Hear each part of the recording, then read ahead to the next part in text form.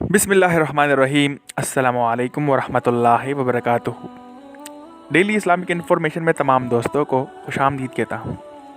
آج ہمارا عنوان حضرت بلال حبشی رضی اللہ تعالیٰ عنہ کا اسلام اور مصائب ہے، تو شروع کرتے ہیں۔ حضرت بلال حبشی رضی اللہ تعالیٰ عنہ مشہور صحابی ہے جو مسجد نبوی کے ہمیشہ مؤذن رہے۔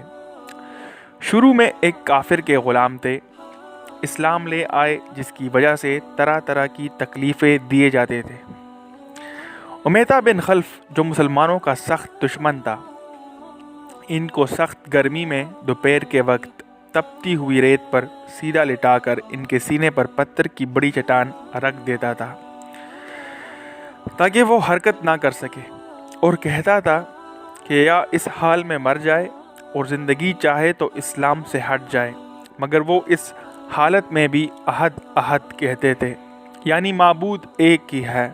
رات کو زنجیروں میں باندھ کر کوڑے لگائے جاتے تھے اور اگلے دن ان زخموں کو گرم زمین پر ڈال کر اور زیادہ زخمی کیا جاتا تھا کہ بے قرار ہو کر اسلام سے پھر جاوے یا تڑپ تڑپ کر مر جائے۔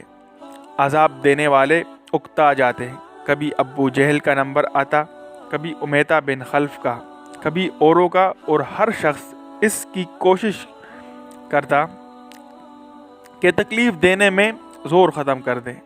حضرت ابو بکر صدیق رضی اللہ تعالی عنہ نے اس حالت میں دیکھا تو خرید کر آزاد فرمایا۔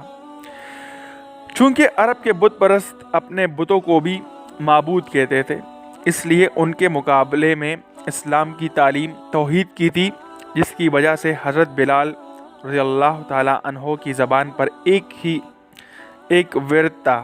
یہ تعلق اور عشق کی بات ہے۔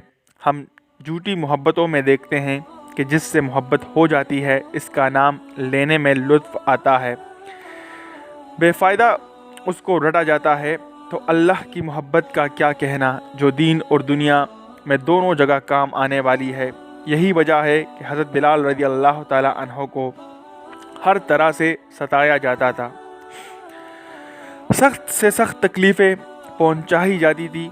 مکہ کے لڑکوں کے حوالے کر دیا جاتا کہ وہ ان کو گلی کوچوں میں چکر دیتے پھرے، اور یہ تھے کہ ایک ہے کی رٹ لگاتے تھے۔ اسی کا یہ صلہ ملا کہ پھر حضور صلی اللہ علیہ وآلہ وسلم کے دربار میں مؤذن بنے، اور سفر و حضر میں ہمیشہ اذان کی خدمت ان کے سپرد ہوتی۔ حضور صلی اللہ علیہ وآلہ وسلم کے وصال کے بعد مدینہ طیبہ میں رہنا اور حضور صلی اللہ علیہ وآلہ وسلم کی خالی جگہ کو دیکھنا مشکل ہو گیا، اس لیے ارادہ کیا کہ اپنی زندگی کے جو دن ہے جہاد میں گزار دوں، اس لیے جہاد میں شرکت کی نیت سے چل دیے۔ ایک عرصہ تک مدینہ منورہ لوٹ کر نہیں آئے۔ ایک مرتبہ حضور صلی اللہ علیہ وآلہ وسلم کی خواب میں زیارت کی۔ حضور صلی اللہ علیہ وآلہ وسلم نے فرمایا، بلال یہ کیا ظلم ہے، ہمارے پاس کبھی نہیں آتے؟ تو آنکھ کھلنے پر مدینہ طیبہ حاضر ہوئے۔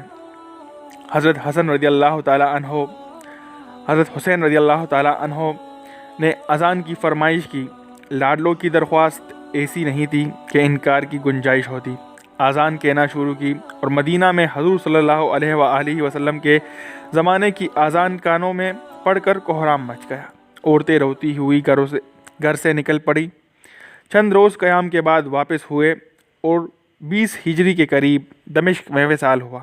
شکریہ دوستو، مزید ویڈیوز کے لیے چینل کو ضرور سبسکرائب کریں۔